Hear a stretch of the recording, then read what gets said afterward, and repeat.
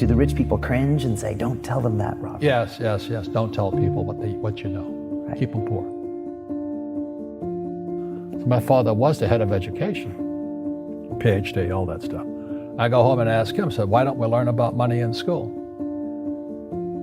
And he looked at me and says, because the government doesn't let us teach that subject. The government tells us what we can teach and what we can't teach. And I thought that was strange. And I said, but aren't we going to school to learn about money? He says, no, your job is to get a job.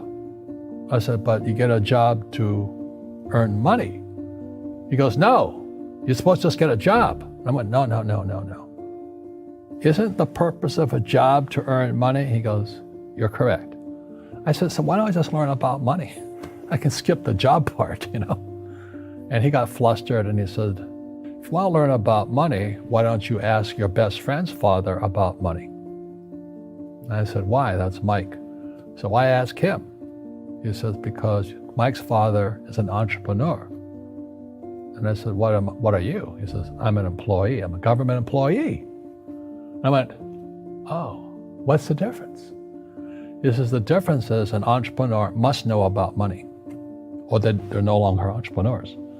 And he says an employee doesn't have to know anything about money, because the government will take care of them, the company will take care of them. So I'm all confused. But I took my dad's advice and I trundled over to Mike's father's office and knocked on his door and I said, hey, I'm here, 9 years old. Teach me about money. He says, beat it, kid, you know. But that's where the story of Rich Dad, Poor Dad started. And finally, through persistence, my rich dad started teaching me about money on one condition. And that condition was he would never pay me. He says, the moment I pay you, you think like an employee. He says, that's the trap. Entrepreneurs work for free. And now I'm 9 years old, my head's going cracking in half. He says, you never want a paycheck. You understand that, kid? I said, okay, I got it. And he says, well, how do I make money? He says, that's what entrepreneurs figure out. It's like, so how do I learn about money?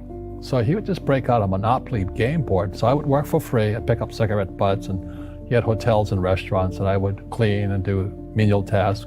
And as I got older, I started getting into office work and marketing and accounting, and I was an apprentice basically, but I always worked for free.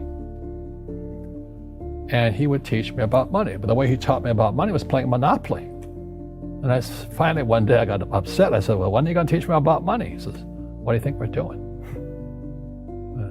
We're playing Monopoly. He goes, no. What do you think we're doing? We're playing Monopoly. He says, what do you think we're doing? So I don't know. I'm teaching you about money.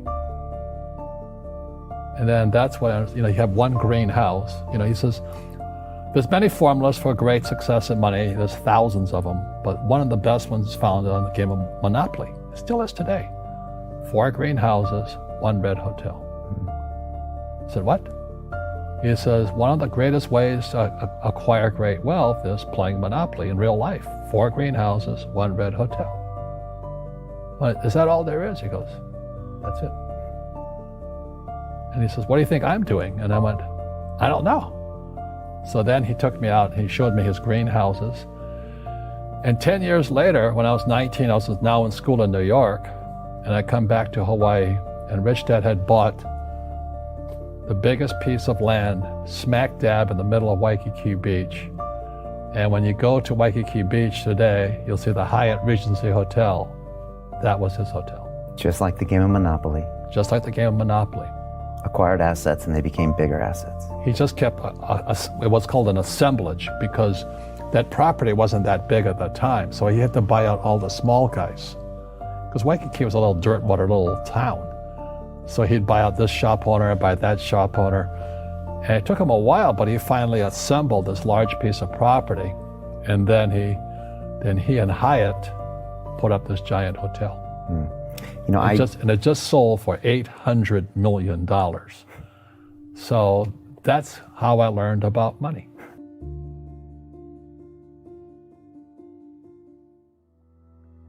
I've had financial crashes. I've had people stab me in the back, but they're all good because I grow from it. That's spirituality. Right.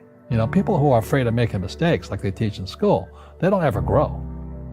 Because spirituality is there's good and there's bad, there's right and there's wrong, there's up and there's down. Most people only want to be right, they only want to be positive. Well, you can't have that. That's not reality. Well, I wasn't poor by most people's standards, but I came from a family with a poor attitude, if you know what I mean. Because rich, poor, middle class, poverty starts with a fundamental attitude. Poverty is passed on. It's taught in your families. And middle class is taught in families. And so the people right now who are sitting at home, who are struggling financially or worried about money or unhappy, they may be making a lot of money, but unhappy with what they're doing, it was probably taught to you. Your superego was taught, get a job, work hard, or you'll never be rich, or the rich are evil, or whatever. The school system will never teach you about money. The school system was designed to teach you to be an employee, which is important, or a doctor or a lawyer, a specialist, but never about money. And what most people lack is real business knowledge, like accounting, like debt, like taxes. You got to know that stuff, but they don't teach it in school to anybody. So, and then when people ask me, how did your rich dad learn this when your poor dad, a PhD, didn't? And the answer is very simply, my rich dad, who's my best friend's father, his father died when he was 13. So his rich dad had this family business at 13 to run. So he had to drop out of school, which was his blessing. There's blessings, and sometimes a blessing doesn't look like a blessing, but it turned out to be a blessing.